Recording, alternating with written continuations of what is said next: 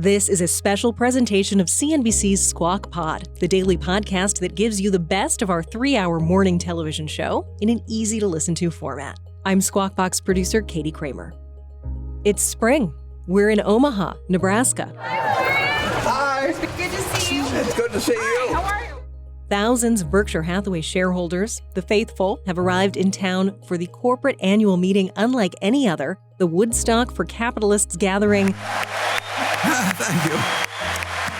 To hear directly from Warren Buffett, the Oracle of Omaha, in a multi-hour-long session of questions on business and life.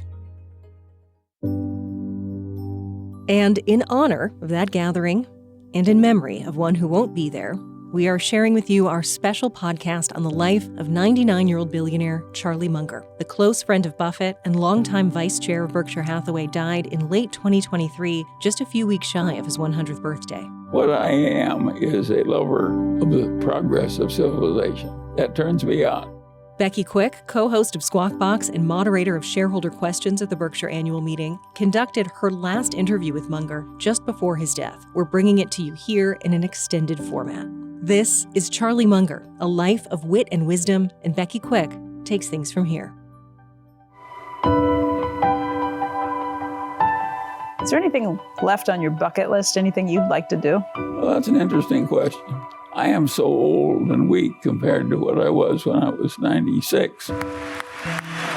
Mama loves it. I love it. Charlie loves it. We're glad to have you here. We're celebrating King Charles, and we've got our own King Charles here today. I would say that every time I'm with Charlie, I'll get at least some new slant on an idea that causes me to rethink certain things. And we've had we've had so much fun in the partnership over the years. It's been almost hilarious. It's been so much fun. Charlie Munger was one of the smartest people I've ever met. He was an investor. He was a teacher. He was a Renaissance man who taught himself so many different things, and he was one of a kind. My father grew up in a world where if you wanted to go around Lincoln, Nebraska, you had to use a horse and buggy. And the 100 years I've lived has been even more remarkable. That's pretty much all of modern biology, modern medicine, modern chemistry. I'm Becky Quick of CNBC, the co-host of Squawk Box, and the last time I interviewed Charlie Munger, of many times, he was 99 years old. It was Charlie at his best, 100% mental acuity, so thoughtful, and reflective in ways that he hadn't been before. There isn't any spending in the next world, not for Warren Buffett or Charlie Munger or anybody else.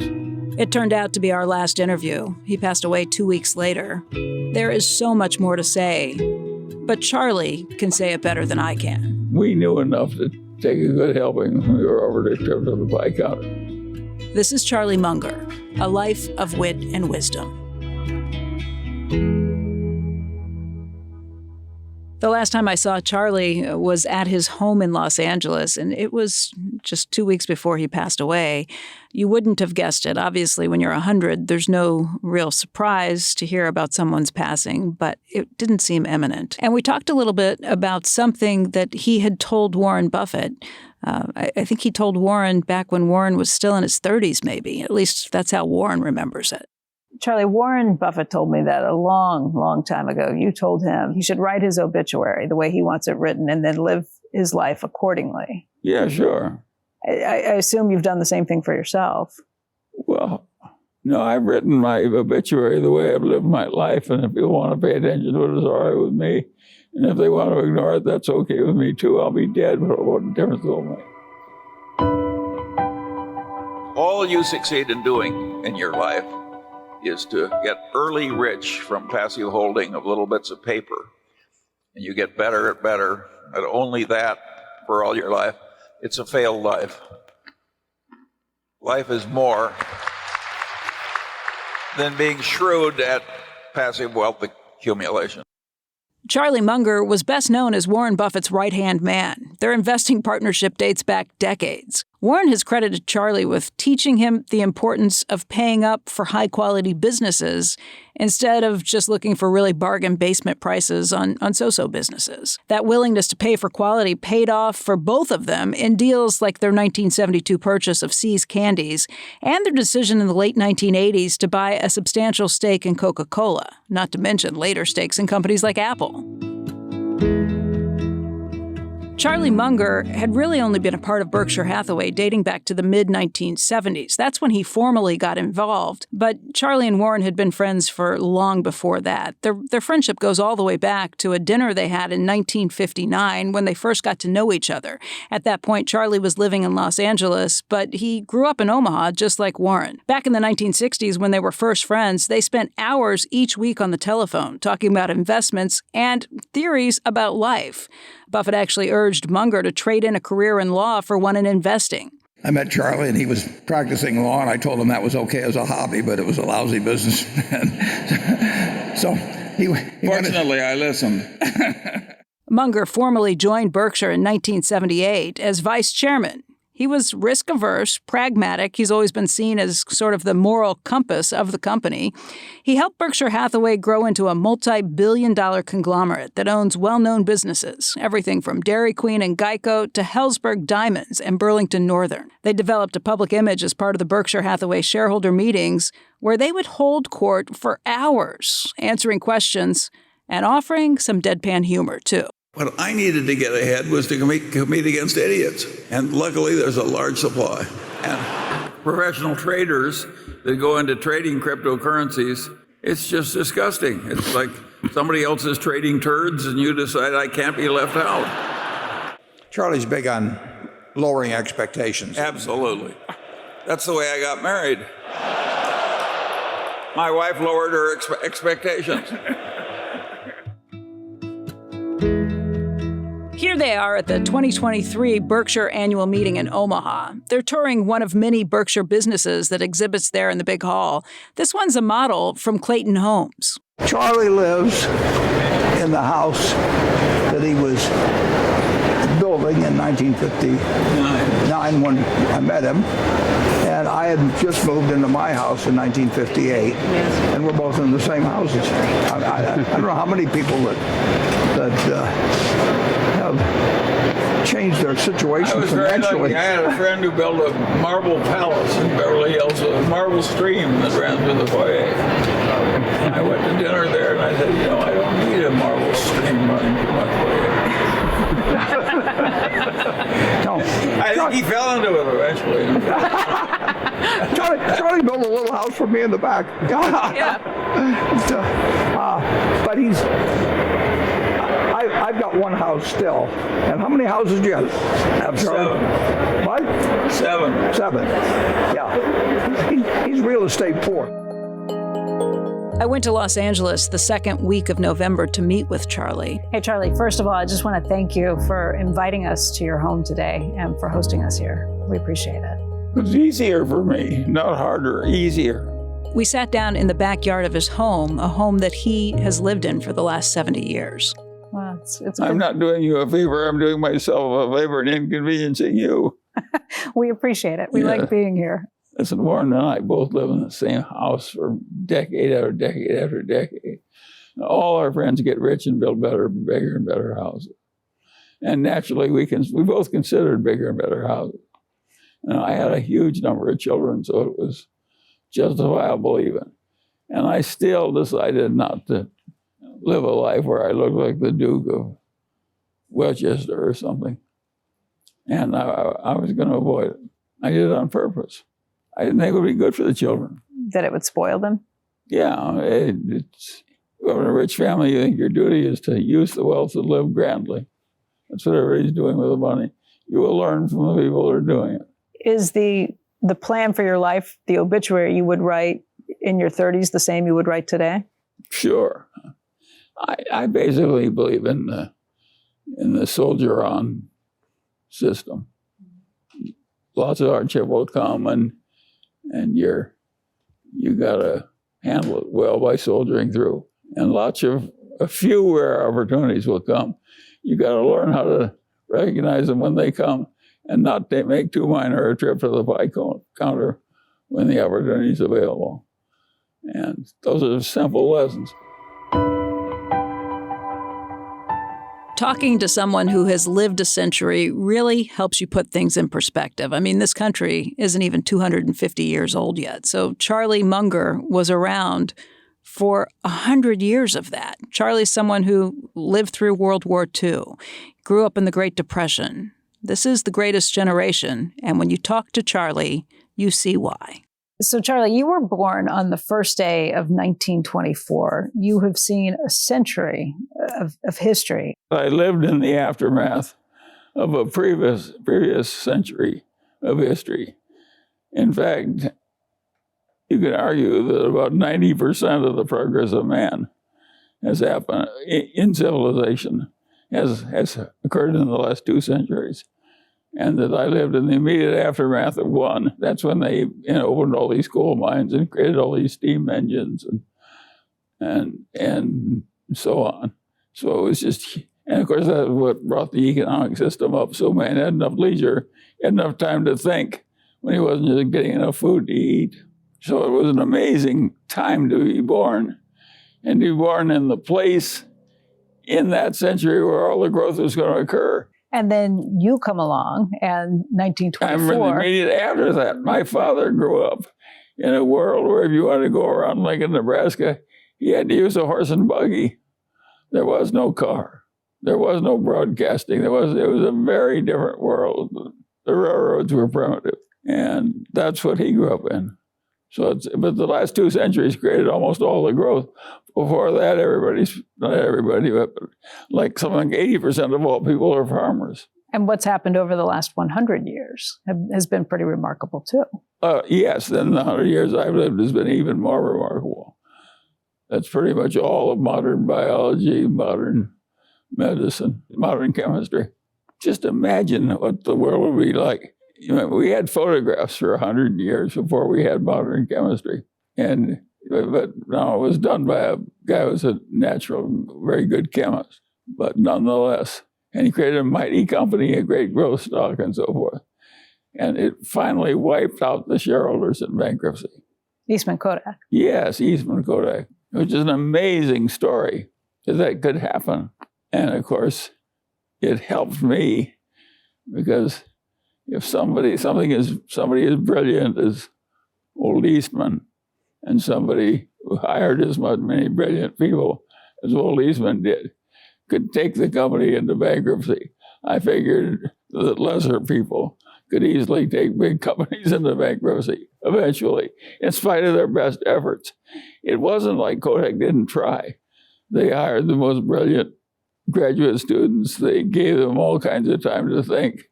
They learned everything any important man on earth learned as quickly as they could, and so on and so on.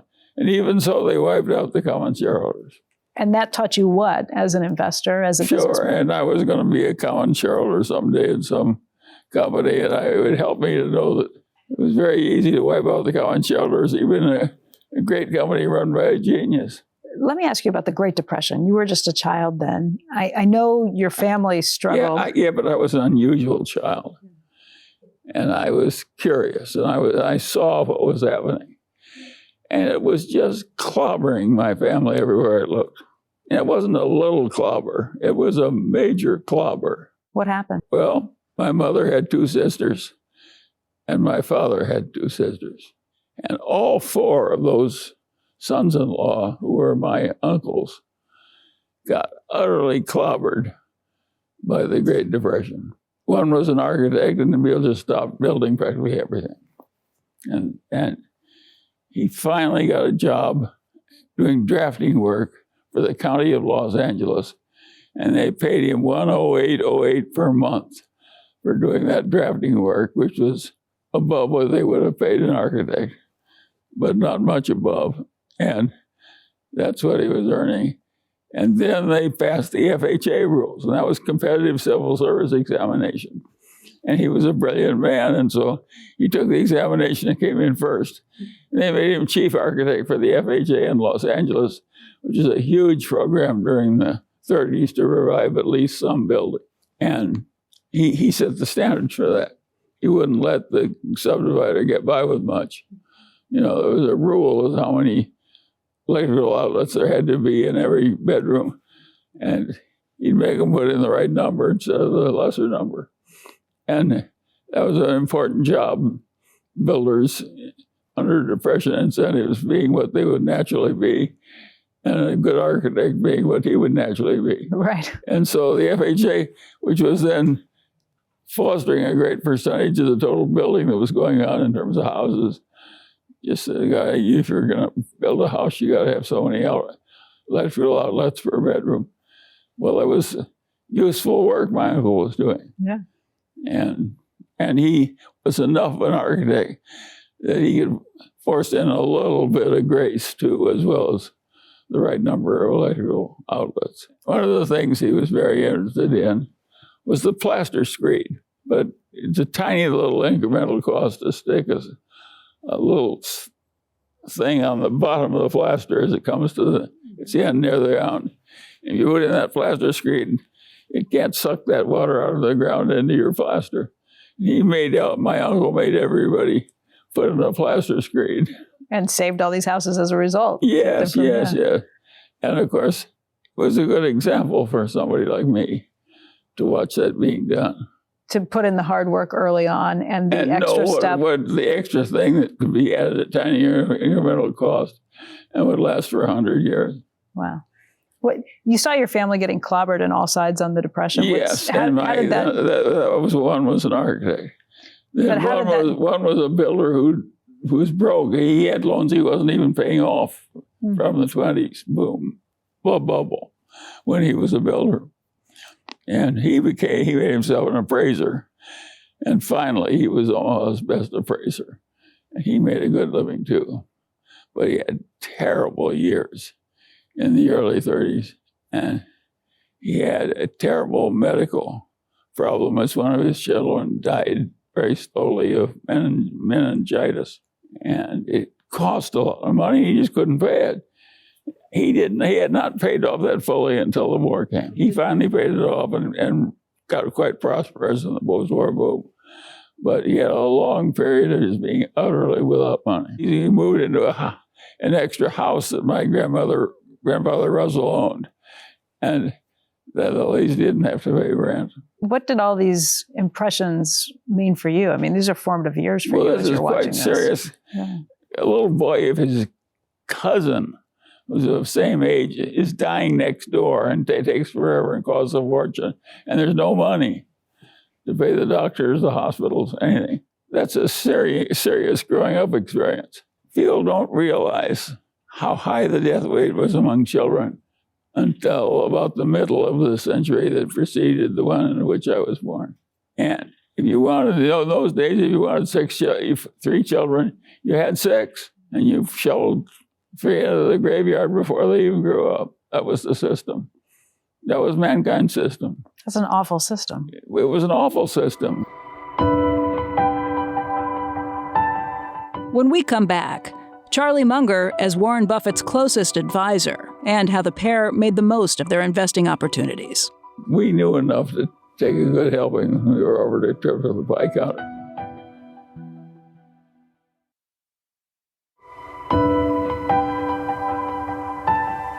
This is Charlie Munger, A Life of Wit and Wisdom. I'm Becky Quick. Thanks for joining us. Charlie, let's talk a little bit about bureaucracies, because you have duly noted the problems with bureaucracies, whether it be a big company, whether it be the government. Have I ever? Right. So how would you fix some of the bloated bureaucracies out there? Let's start with the federal government. That comes in my too hard pile. I can't tell you how to do that. That would be really hard, because you got the problem of A, figuring it out, and B, getting it done. And to solve both those problems that is really climbing it's like picking a high pick on Everest and saying, I'll waltz up there in a day, You aren't going to waltz up there. It takes several days to do. There was a presidential candidate who recently said, that his solution for that would just be to fire everybody in the federal government whose Social Security number ends with an odd number. Does that sound like a good way to fix it? No. It does not. It's too arbitrary. It may be that you need some bigger fix than that. And it may be you're never going to get it, too. It may be that it's just something like old age that we're never going to get rid of. But you are still a believer in the need for a government. Of course. If you get right down to it, what I am is a lover of the progress of civilization. That turns me on. Oddly enough, the man whose name I bear, my father's father and my father's mother, both thought exactly the same way. And the great moral book, they took me to church in the Presbyterian church and all that, and Sunday school to take on lessons and all that. But when they really wanted to teach me something which turned them on, it was the legend of Robinson Crusoe, created by Daniel Defoe. They just loved that guy creating a little English civilization, and I got him Bacon Island, and that he could do it if he worked at it. And that, of course, that was the lesson they were trying to teach the grandchildren. And I was so amused by it, I could see immediately what they were trying to do. And I could see immediately they were right. Of course, even if you're given a goddamn desert island, you turn into a civilization if you can. Civilization is important. I accepted all those moral lessons. Now, they never said this is what we're trying to teach you, A, B, C. But they did make me read Robinson Crusoe, not just every week, but every night. Before I went to bed, I got a little dose of Robinson Crusoe. But I was a little tiny boy, and of course it was good for me. And of course, I never got over it. My grandfather's teaching worked. That was a funny way to raise grandchildren. And I was the first grandchild on that side, and so I went down and lived there for weeks on end sometimes. Then I was lucky with my ancestors on the other side of the family. I am very good at learning things from dead people. That's what everybody should learn. And so I had one grandfather on the other side whose life never overlapped mine. He was dead before I was born. But he was the richest man in his town, had an immense old house. And he invited all the grandchildren to come in and stay every summer, as many of us wanted. And of course, it's fun to go stay with a rich old grandfather, who kind of owns the town. Yeah. And he was the majority owner of the main bank. And his armies of grandchildren. And the old man had been a pioneer. He'd come there as a pioneer and lost all his money in some bank failure in the East. So from absolute nothing as a pioneer in Iowa, he had eventually made himself the richest man in his town and so forth. What he loved to do was talk about the hard old days of living in a sod house, which is a cave. You moved into a cave in the winter. How many people want to raise two little children in a cave? You can imagine yourself doing it? No. In Iowa winter, living in a cave with two little children. Well, that's what he gave his wife in marriage.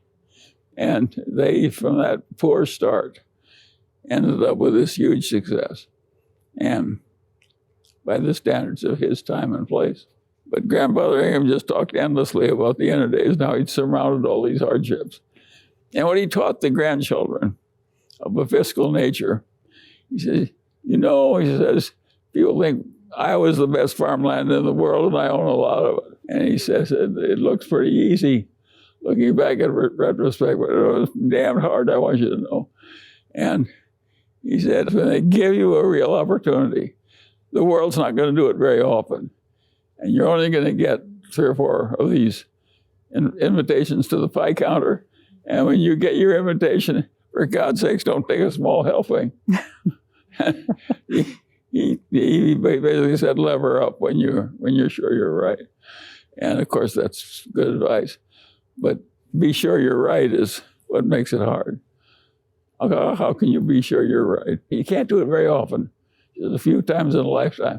Even if you're a Grandpa Ingham or a Warren Buffett, you only get a few trips to the pie counter.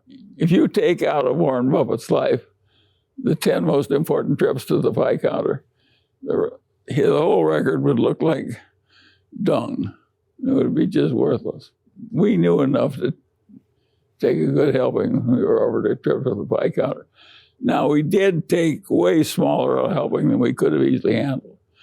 Berkshire could easily be worth twice what it is now. And the extra risk we would have taken would have been practically nothing. All we had to do was use a little more leverage that was easily available. In hindsight, you're glad you didn't?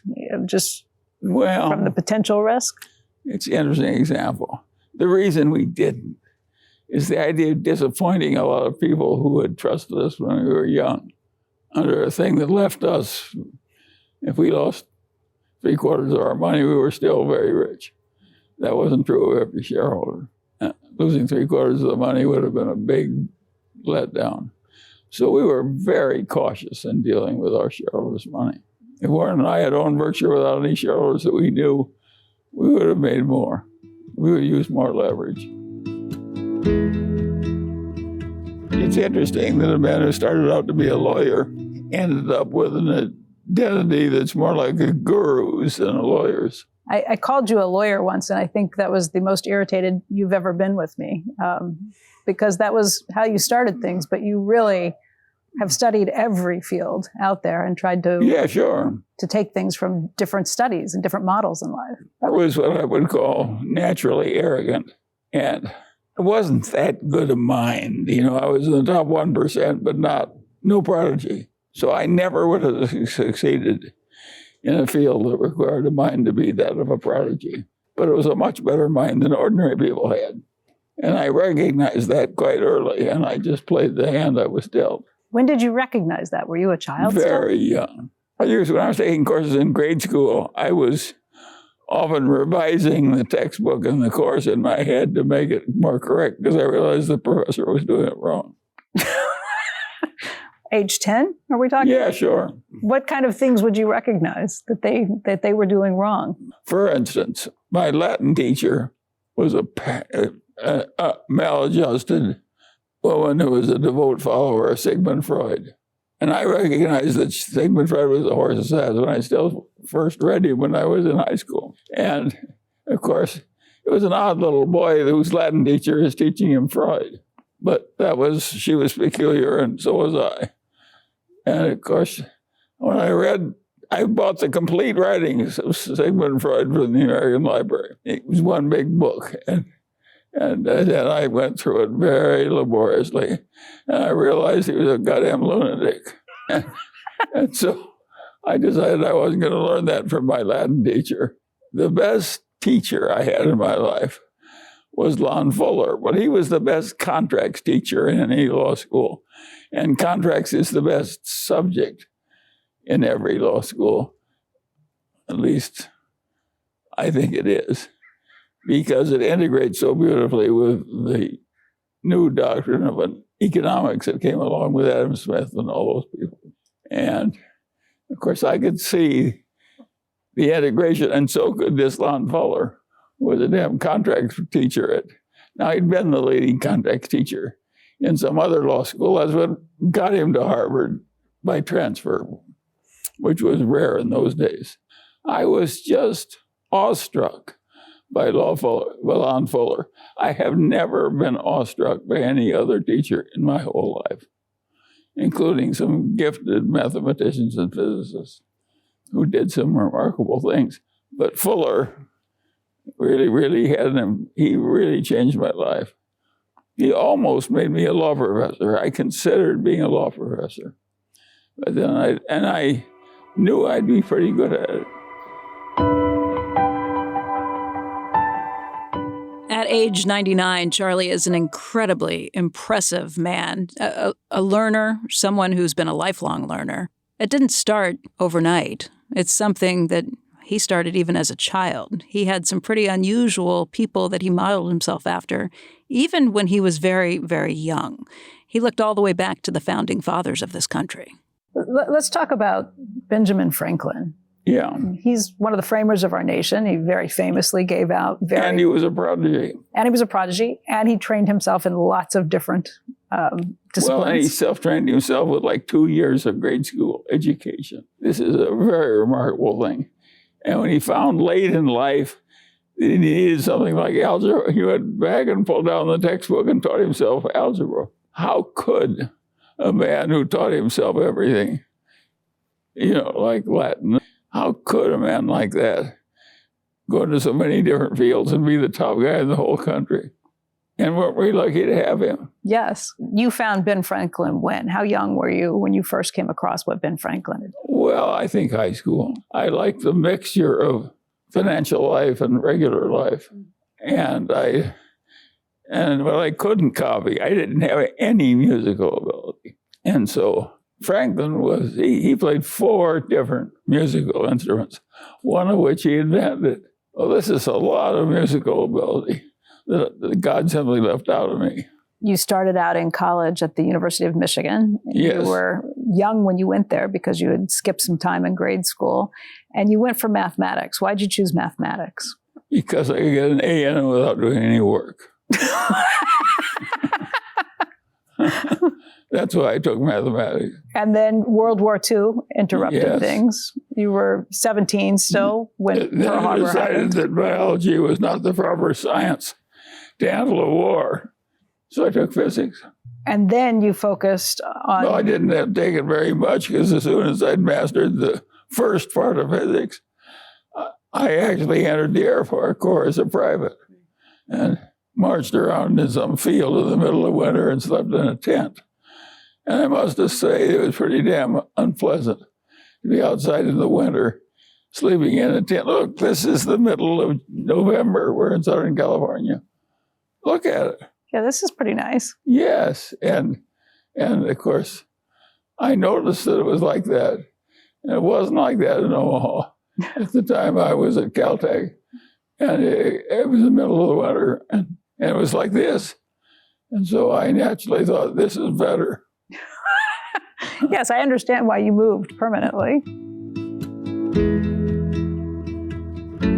I don't know what it takes to live to 100, but I do know all of the people I know at or near that age are incredibly active still. Even if their body fails them from time to time, their brains are incredibly active. They stay young. They have curiosity. They read voraciously. And Charlie is the best example of that. I know reading is the one way that you say the only way people can really get smart. You don't know anyone who's gotten smarter who doesn't read a lot. Well, yes, even the fiction of the world, which includes a good deal of the Bible and Shakespeare and the great novels and all that stuff. The people were good at painting pictures and painting and telling stories. And people learn best when they learn a story. It looks more like a piece of a life, a story. So it works. What are you reading right now? People know I'm a nut on books. So what do? They send me books, gifts. So I get so many books in this house as gifts that I no longer buy books. I just select from those that people give me. Now, I would guess that would happen. Would I be sitting 99 years old and all over the world, even people who speak a different language, Indian or Hindu or Chinese? I think I heard that you've been binge watching Seinfeld. Is that right? Well, I've finally gotten so I've seen so many of the reruns twice that I don't want to see them a third time. But I do like a bunch of self-centered people making the wrong decisions. It appeals to it is ridiculous. And these people go out of their way to get insane worries and so on. And they solve some of their problems with humor. It's a show about nothing, though. Yes, but it's not really about nothing. It's about the humor of life being used to make life quite endurable by kidding one another, which is what they're doing because they're really kidding the audience. They are amusing us all.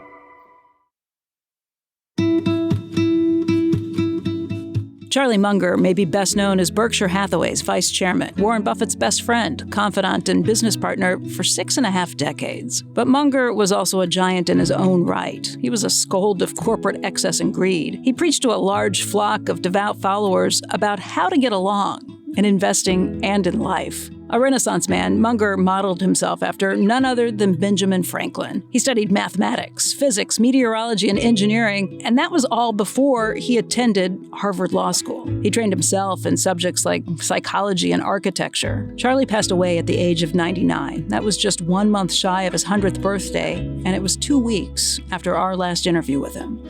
I'm Becky Quick of CNBC, co-host of Squawk Box. This is Charlie Munger, a life of wit and wisdom. All the great records are partly work, partly talent, and partly luck. That's what you'd expect to win. Well, with this many people in the game of investment, of course the big winners are going to be people who get luck and who get work and talent and luck. That's what we've had. What was interesting about Berkshire's history is what turned the first $300 million of Berkshire net worth into the first $3 billion of Berkshire net worth. Now, some people have now gone back and checked all the figures, but some people have figured it out. But the results we got in turning 300 million into 3 billion really quickly helped us a lot. What was it? Well, it was blue chip stamps and See's Candy and the Buffalo News newspaper and the early insurance operations under Ajit Jain when he came to us. And so everything worked at once. And we made these unholy profits out of these fiddling businesses that weren't that good. Warren has said that his worst trade ever was buying Berkshire Hathaway itself, the mills. Yeah, sure. What was your worst trade? Well, I think my worst trade was buying a block for the Munger family in Alibaba, which is a pretty good company, but I think it got overhyped.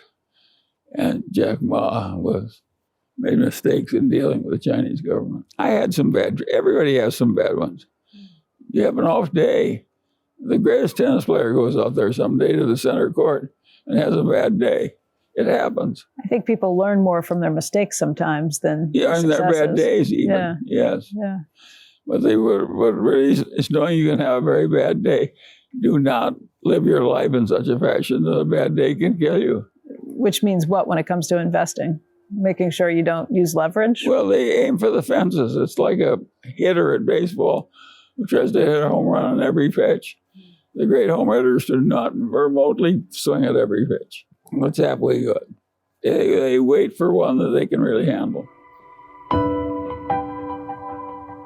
Warren Buffett and Charlie Munger were friends and business partners going all the way back to the 1950s. When I first met Warren Buffett, he kept talking about this guy, his partner, Charlie Munger, and it wasn't until later that I realized it was his business partner.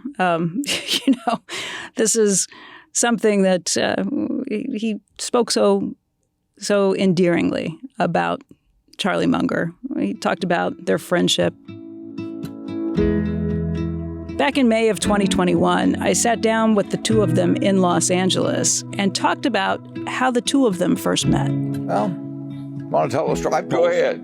There was a doctor couple, very prominent in Omaha, and his name was Eddie Davis. Her name was Dorothy Davis. And it was Mrs. Davis that called me, naturally. She did everything. And she said, we've heard that you manage money, and we'd be kind of interested in listening to your story about how you do it and what we might do with you. So I went over, and I talked to him, and I was all full of myself. And I couldn't talk fast enough about stocks in those days. And Dorothy Davis, very smart, and she listened to every word. And the doctor was kind of over in the corner spinning a yo-yo or something, but not paying much attention. And the wife looked over at the doctor, and he said, I'm going to give him $100,000.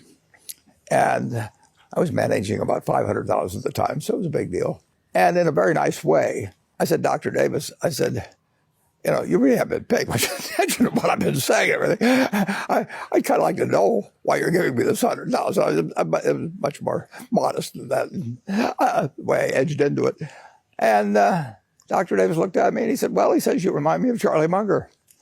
And I said, well, I don't know who Charlie Munger is, but I like him. So Charlie, in 1959, his dad died and he came back to Omaha. His mother lived there. And the Davises really got us together. And so they arranged a dinner. About 5 minutes into it, Charlie was sort of rolling on the floor laughing at his own jokes, which is exactly the same thing I did. So I'm not going to find anything out like this. And we just hit it off. Charlie, what did they first tell you about Warren? How did they describe him to you? Well, the Davises were like a second set of parents to me. There were 2 sets of 3 children. My father's best friend was Eddie Davis. My mother's best friend was Mrs. Davis.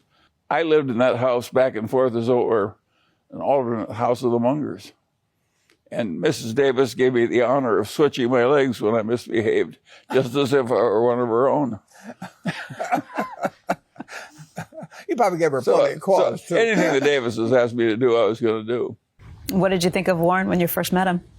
We got along fine. Oh, well. Both of our wives thought, my God, another one. What I like about Warren is the irreverence. We don't have automatic reverence for the pompous heads of all civilization. Is that something that came with age, or you guys were born with that? We were kind of always the way. We were a little more extreme.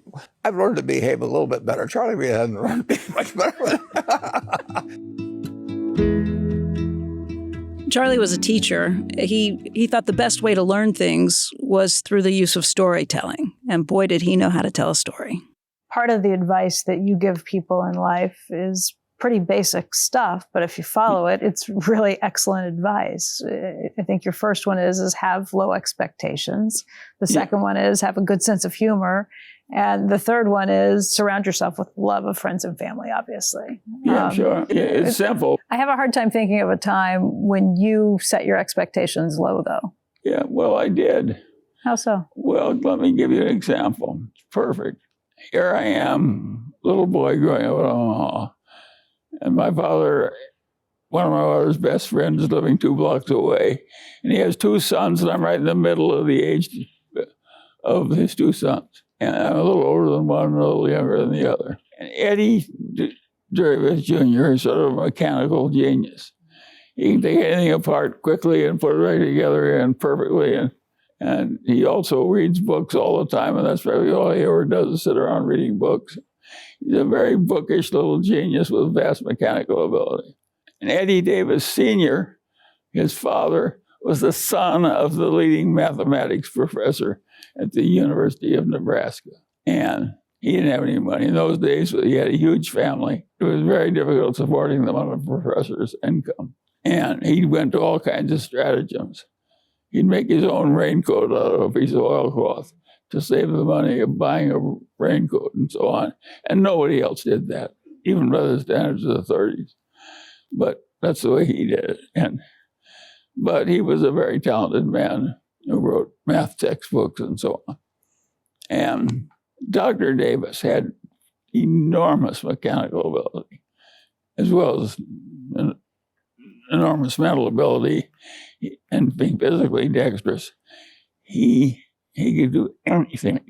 He saw things in 3 dimensions. And it was quite obvious that anything required mechanical ability, I would not be as good as the 2 Davises. And so I decided to stay the hell out of businesses where I would compete with people like Eddie Davis Jr. and Eddie Davis Sr.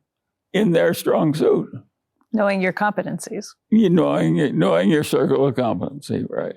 And that kept me away from those businesses, totally. But part of your advice in life, I think, is to understand that change comes with life and adapt to it. And it's something I think about a lot in my own struggles with life. Everybody knows that. Yeah, but I think about that a lot. They just don't take it into account. Think of how your life would have worked out if you hadn't been a good-looking woman with a good head. There turned out to be a hell of a market for that when we had modern TV broadcasting. And if you just went up a little earlier, nobody would have given a damn that you were good-looking or had a good head. We'll take fortune when we can get it, right? We'll take fortune and luck when we can get it. You dealt the hand you were dealt, and you lived in the era in which you were born, and nobody gave you any option to do anything else. It worked well for you, and it worked well for me, and we ought to be pretty damn pleased with ourselves. Yeah. But I'm not all that pleased. I could have done a lot better if I'd been a little smarter, a little quicker. What are you talking about? You've had success in everything you've done in life. What would you like to do differently? I might have had multiple trillions instead of multiple billions.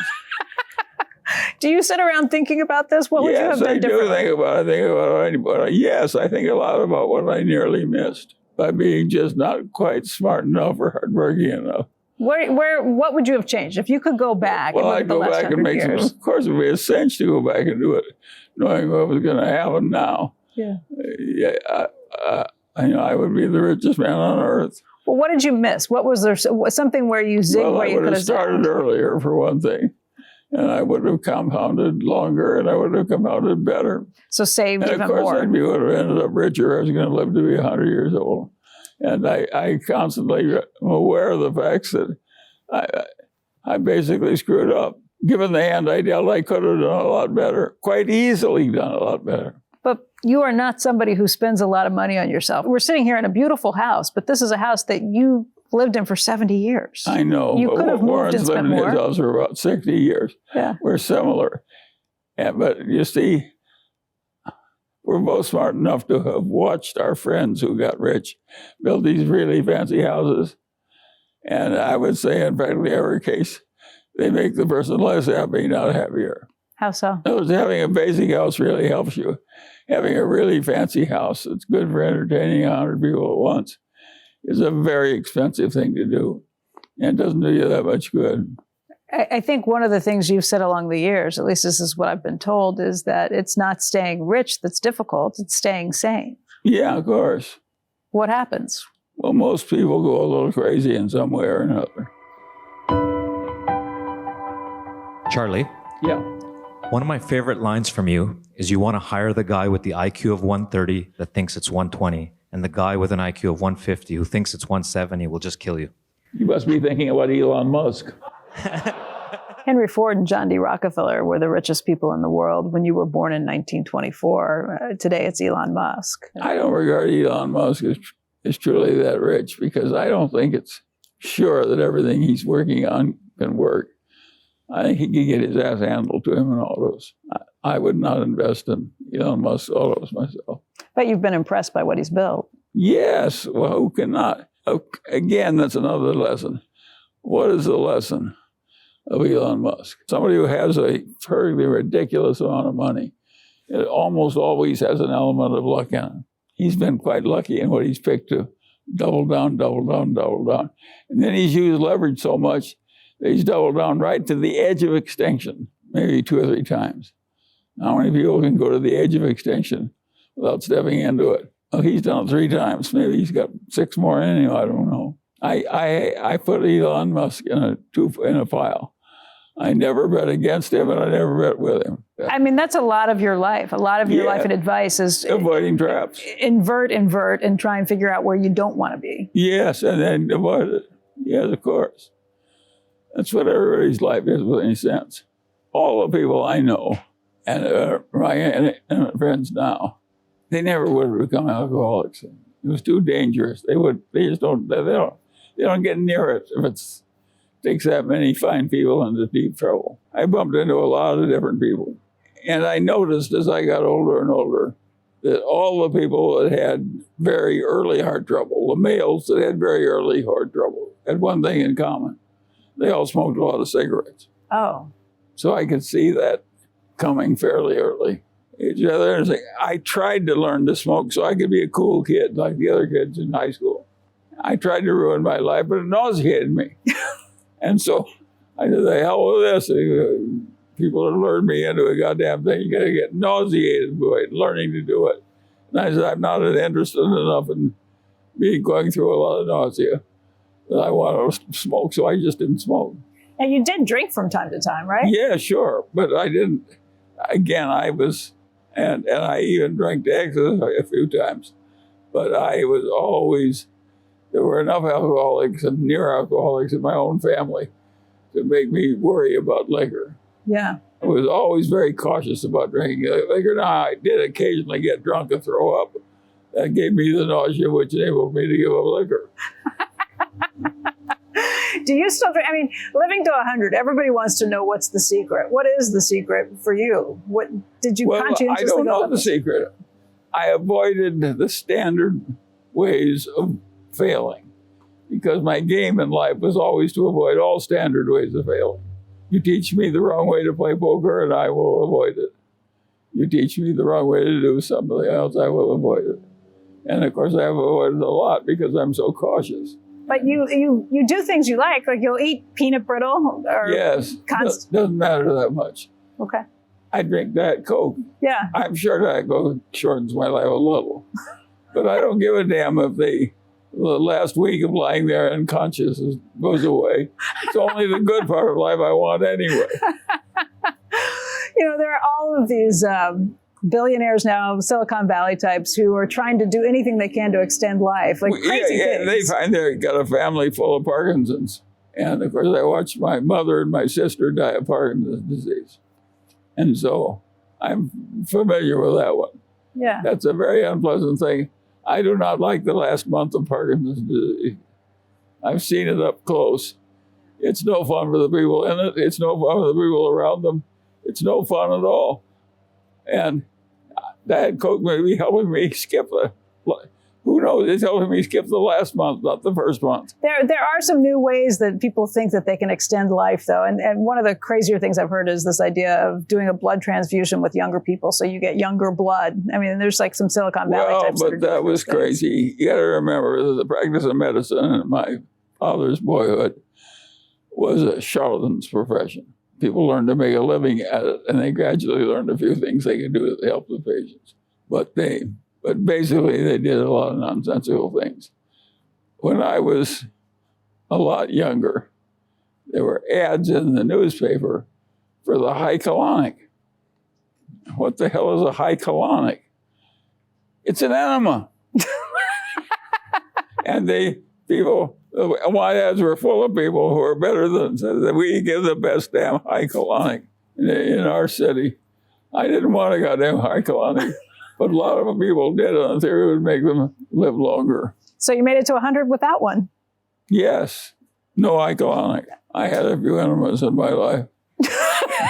But I never raised one to dignity by causing it a high colonic instead of an enema. But if other people want to know what the best way to live is, you would just tell them, avoid the crazy things, avoid the things that take you down. Yes. Avoid crazy at all costs. Crazy is way more common than you think. It's easy to slip into crazy. Just avoid it, avoid it, avoid it. Of course.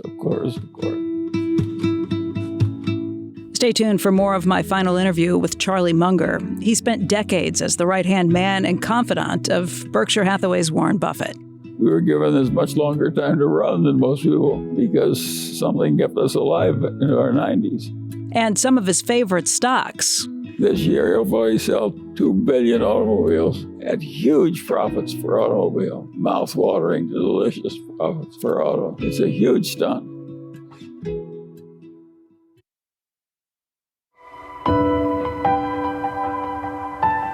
Welcome back. I'm Becky Quick, and this is Charlie Munger, A Life of Wit and Wisdom. As a little boy, I carried more money than all the other little boys. When I used to shoot agates in the schoolyard to make money playing competitive agates. Marbles? I made sure, marbles.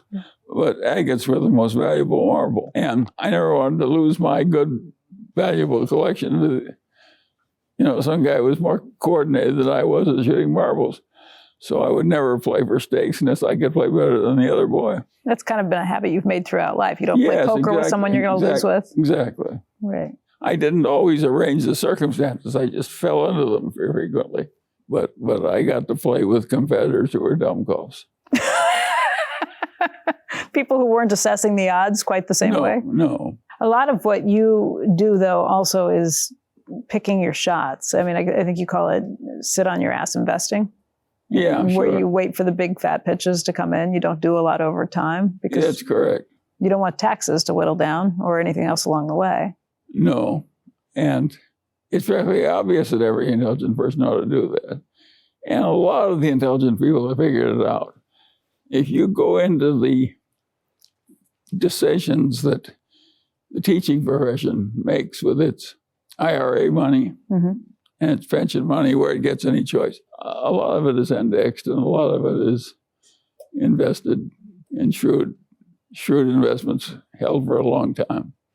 So a lot of what I do is being done now, and that wasn't true when I was young. I couldn't just look at somebody else and see some. I saw some people who'd gotten rich by holding a few good things. So you think it's harder to make money now? Well, that's a very interesting question, and it's a very important question. And of course it's harder. It's so much harder you can't believe it.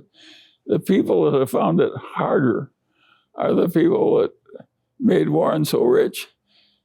Ben Graham and his colleague Dodd in a damned adjunct course at Columbia. And by the way, Graham was invited into 3 different economic departments at Columbia on the full tenure track and turned him down. He was that good at literature and math and so forth. Both, which is rare. What Ben Graham did that was so interesting is that he taught that you should find a few good things and stay with them for a very long time.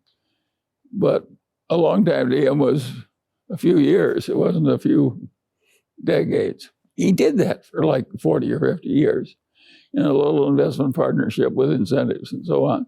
And his investors, who are by and large not very rich, did very well with him. Well, after he became so famous, partly with the help of Warren Buffett and Warren Buffett's success, everybody tried to do the same thing. And of course, as everybody crowded in, trying to be a little Ben Graham, it got more and more competitive. Well, your upgrade on that was to just look for good businesses. I saw immediately the Graham was wrong. Right. And you look for... You had, the real money was in the really great companies, right, which carried you up and up and up and up and up. And whoever, but I did not really think that we'd ever have one, so many hundreds of billions in Berkshire. I did not anticipate when Warren and I were starting with our little piddly start that we'd ever get to 100 billion. What led to that success? Well, we got a little less crazy than most people, and a little less stupid than most people, and that really helped us.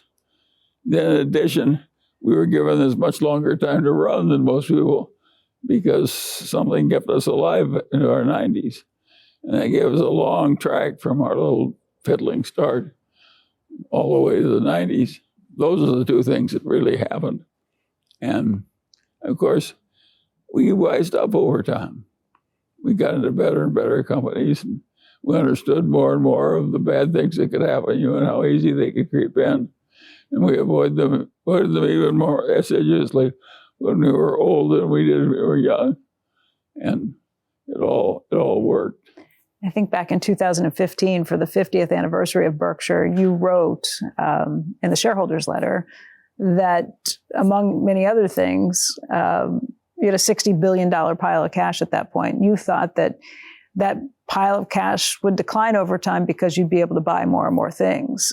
Now you've got almost $160 billion in cash. Is there an opportunity for a really big purchase with that? And do you think you'll see one? Well, of course, there's an opportunity for a purchase a lot bigger that people can make who don't have 160.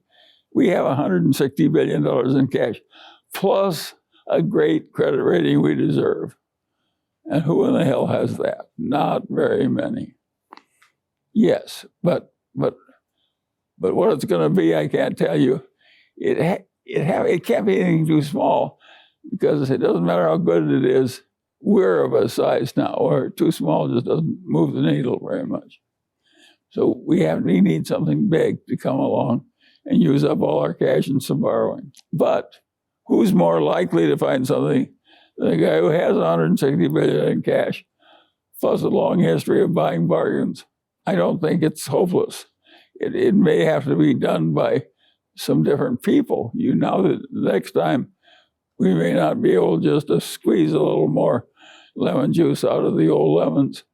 But who can make them better than somebody that has watched the early process all through all those years and seen how well it works, and who starts with a little legacy of $160 billion of cash? So you're talking about Greg Abel, Ajit Jain. Yes, Ted and Todd.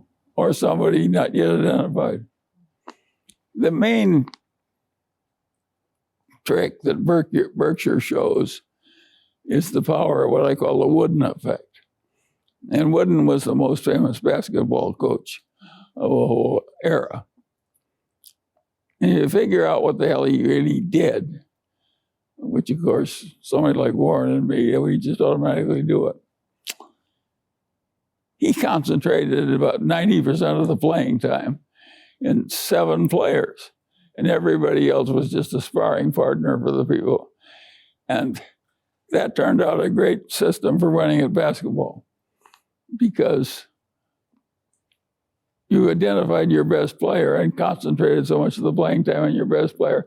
And more playing creates better. You learn by playing.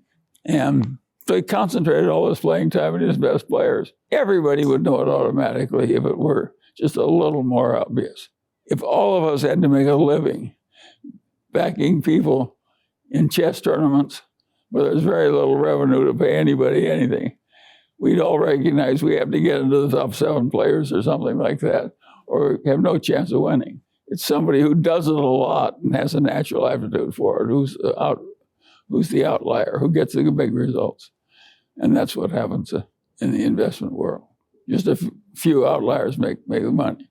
Now, we've also created a whole lot of people who get the reputation of being geniuses, who run venture capital funds and so forth, and who do pretty well for themselves because they get paid so outlandishly. The people who stumbled into Sequoia in the right year were different. They got a long run when Sequoia didn't try and grow. Nowadays, everything is quite different. I do not think venture capital will win in the future the way Sequoia once did. And I don't think Sequoia will win in the future the way Sequoia once did. It's too hard.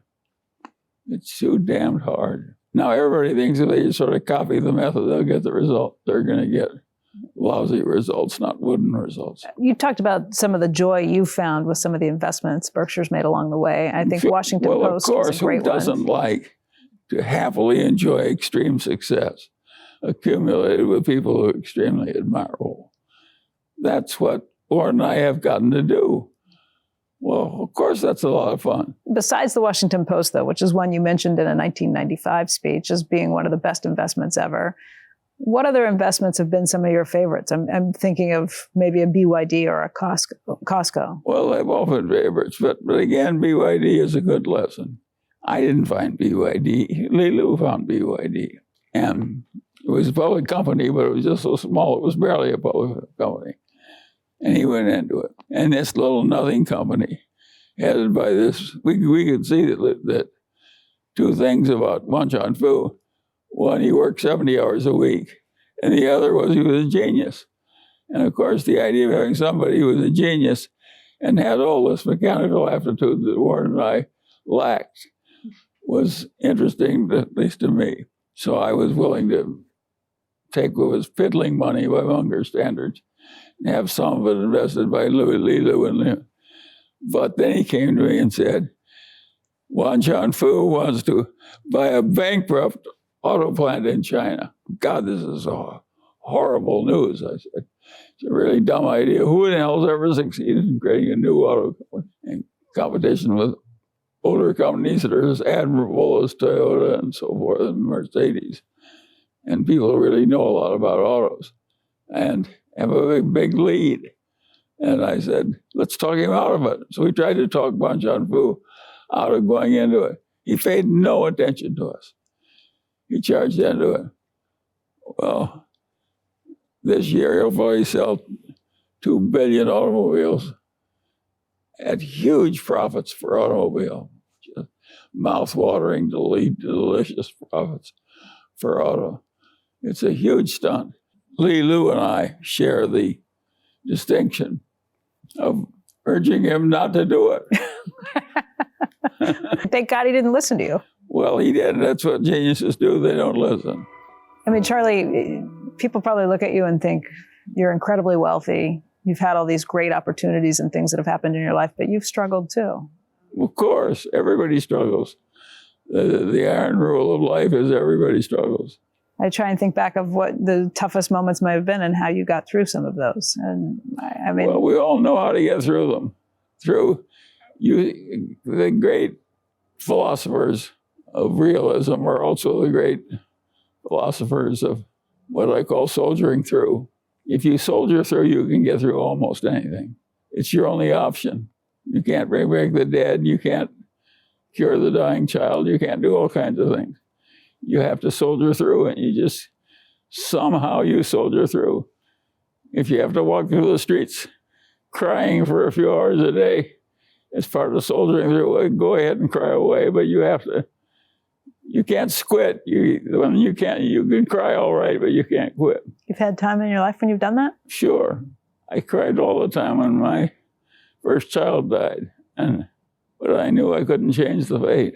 In those days, the fatality with childhood leukemia was 100%. Your son That's gone away. Now the cure rate is way up in the 90s. And it's an amazing development. Think of how much pleasure it's given me to watch the cure rate for leukemia. What mankind civilization did was soldier through those tough years that took away my cousin Tommy from meningitis, and took away my son Teddy from leukemia. Imagine pretty well fixing that disease for families who came into life later.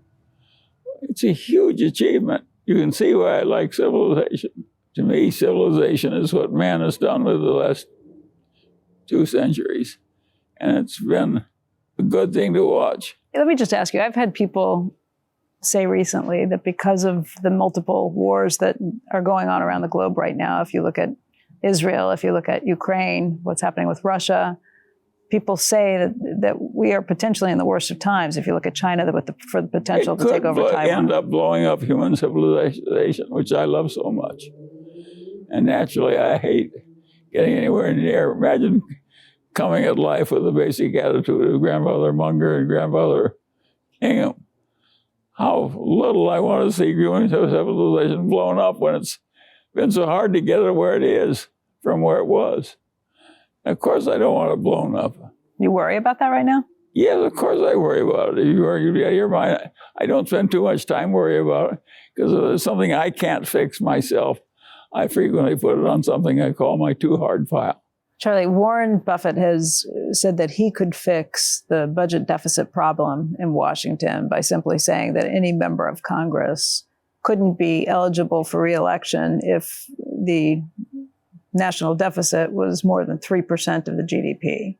Well, yes, that kind of thing has been done in some places that have gotten enough trouble. And it has worked. It isn't that it can't physically be done. He's certainly right about that. It can be done. Whether it will be done, neither Warren Buffett or I can tell you. But is that the proper situation? Is just setting up the right incentives? Well, we may come to a place where we simply have to, where we mismanage to the place where it's obviously we have to go back to something that's more like Adam Smith, and just take the inequality instead of the poverty. I like inequality a lot better than I like poverty. I mean, is this modern monetary theory that's gotten out of control at this point, do you worry? Modern monetary theory was a level of indebtedness, which in the past would have happened only during a war, can now be routinely created to avoid any kind of unpleasantness from some families getting squeezed by hardship at the very bottom of the economic order. And the Chinese said to the Russian peasants, earn your own grain by farming your own farm. And if it fails, it's your problem, not mine. It looked like a hardship lesson, but it really was an invitation to plenty. It was say, eat this spinach and it'll really be good for you. It's capitalism, and you've said all along that capitalism is the best system. Well, it works. If I like your little medallion and you like my $7 wristwatch, and we trade them, I may think your little medallion is worth X, and you may think my little wristwatch is worth $7. And We may work out some kind of a trade. If yours is worth $1,000 and mine is worth $1,000, we both made $1,000. And there's nothing else that will do that except capitalism and do it automatically. You need capitalism plus somebody that creates a sound currency. When you got those two things, now you and I can have a simple system of exchanging watches for medallions. A lot of companies are getting rid of mandatory retirement ages. Boards are getting rid of a lot of those mandatory retirements. But there are questions right now about whether Joe Biden or Donald Trump are too old to be president at 81 and 77 years old. Well, it may be true that everyone in America is too old to be president. It may be just too hard a job the way things have worked out. Maybe this is like my cousin's meningitis. Maybe it's just a hand too tough to play. Maybe you're not going to be allowed to play it out. We don't know. You mean the age factor, or no? I'm talking about the atomic war. The atomic war, just the idea of being president at all. Yeah. If you've got a big ruin of smoking country, it's not much fun being president. It goes into my too hard pile. Even if I had all the power, I couldn't fix it. If you gave me the power to write all the laws of the world, I would sit down, even if it happened a day, and try and help you write those laws. I would think it was the most important thing that mankind could possibly do, because there's a lot of laws that are stupid and cause bad results. And if you know what they are, well, you just eliminate the ones you didn't like and put in ones that would help. And I think somebody like Warren, who naturally thinks the way I do on this issue, he'd be quite happy making laws for the whole United States. And you would too? Yeah. I'd feel it was my duty to try too. What would be the first to go or the first to get written in? Well, there are all kinds of things. Where the fraud just gets too much, I think you just have to take it out. But there are whole professions that go out, and there's whole half professions that goes out. Half the chiropractic profession should go out. It should not exist. Chiropractors, yeah. It's horseshit. You are, I think, not just the elder statesman at Berkshire, but also the moral authority for the company. And there have been a couple of stories recently that have raised some questions, people on the outside asking if Berkshire is doing things differently. One is a ProPublica story that came out about Warren Buffett, suggesting that he is trading in his own account in the past against what Berkshire has been doing or what he said publicly at Berkshire, and that would be, hypocritical and a violation of his own internal rules at Berkshire. Well, I haven't seen the story. So much is written and said nowadays that I don't make any effort to read and say it all. I don't think there's the slightest chance that Warren Buffett is doing something that's deeply evil to make money for himself. He cares more about what happens to Berkshire than he cares about what happens to his own money. He's giving all his own money away. He doesn't even have it anymore. And showing how little he thinks of it. And part of the reason he's done that is he wants to show people that the game is not accumulating a lot of money. You only get a temporary possession anyway. Nobody gets to gather up all the money and put it in stacks of currency in his funeral shroud and go off to spend it in the next world. It doesn't work. There isn't any spending in the next world. Not for Warren Buffett or Charlie Munger or anybody else. So his whole life has been a pushing away of personal money. And what has come instead of personal money is a whole lot of Berkshire money, which is not that significant. Now that it's gone away.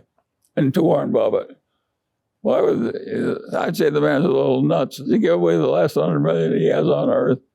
And having done that, they say, well, the dirty son of a bitch, he's taking advantage of Berkshire to make money. It's not a plausible argument. It's one more ridiculous thing that's said about Berkshire. That's your plan, too. You've given away a lot of your money. Yeah, but not like Warren. More than half the Munger money has already been passed to the descendants. So I've made exactly the opposite. It was a smaller amount of money, but I made exactly the opposite decision for the majority of our money. The majority of his money he gave away. And now he didn't exactly give it away. If it goes to Buffett foundations to go on for another 100 years, that's not exactly giving it. It's not exactly like wasting it. It's having some significance. Is there anything left on your bucket list? Anything you'd like to do? Well, that's an interesting question. I am so old and weak compared to what I was when I was 96 that I no longer want to catch a 200-pound tuna. It's just too goddamn much work. To get it in takes too much physical strength. So I don't know I would have paid any amount to catch a 200-pound tuna when I was younger. I never caught one. And now if given the opportunity, I would just decline going. I won't even go out after them. There are things you give up with time. You're pretty active. You've got a busy social schedule. You're on Zoom. You have breakfasts and lunch. Well, I like it that way. Yeah. That's my idea of a proper old age for me. And I didn't plan it. It just happened. And when it happened, I welcomed it. I am very good at recognizing unfair advantages. And I got unfair advantages in old age the way I got unfair advantages in non-old age. And when they came, I just grabbed them. Boom, boom, boom. The one grab I never made was for a third wife. Too late. Why? It's a little too late. There are people for whom it's a necessity. They're so much more comfortable in marriage than they are outside it, that they really need it to be human. It's just the way they're put together. And for such people, I recommend the 100-year-old dating app. But you'll find that not many 100-year-olds want it. Your partnership with Nancy, your second wife. Yeah, so it was a 52-year-old marriage. It's a long marriage. And she got to live it all the way to 86, which is a long life. And now there are some tough stretches, but most lives have some tough stretches. And hers came very near the end. Physically, just in terms of what she had to? Yeah, she had an unpleasant last year. No, she didn't make it unpleasant. She soldiered through very well. But it wasn't easy. Old people, affluent older people, the next generation is still alive. And they see that old people lose their balance and fall on the way to the bathroom in the night. And then they either die horribly they break that can't be fixed, or they barely soldier through and maybe get 80% as well off as they were before they fell. But it's a serious thing, a big fall in the bathroom, and you're really going to the bathroom. So everybody gets these night attendants to help them during the night who has the money. That's the system. It's peculiar. I never thought about it when I was young, even though I observed all this in my older friends. Charlie, I want to thank you very much for your time here today and for how generous you've been with us. Well, I'm glad to do it. I'm an accidental guru, and it's partly happened because of you. And if you get some little opportunity to get some little advantage in your life because of me, why, I say more power to you. Thank you, Charlie. Thank you for everything. The honor has been all mine. It's certainly been a privilege. Charlie Munger was an amazing man, and getting to know him is one of the highlights of my life. I want to thank you all for listening to our special expanded audio presentation of Charlie Munger, A Life of Wit and Wisdom. This was one of his last interviews. Check out our episode notes for links to further reading about Charlie Munger and his century of life. And what a phenomenal life it's been. We'll include links to previous interviews as well. Please take some time, check it out. Also, thank you, Charlie, for being an accidental guru and for being my friend. Well, Charlie, thank you again for being so gracious with your time. Well, I'm delighted to do it, Becky. Our lives have overlapped peculiarly, which is all right. I'm lucky for it. Well, we've both been quite lucky, but that was inevitable that people successful will have been lucky. Yeah.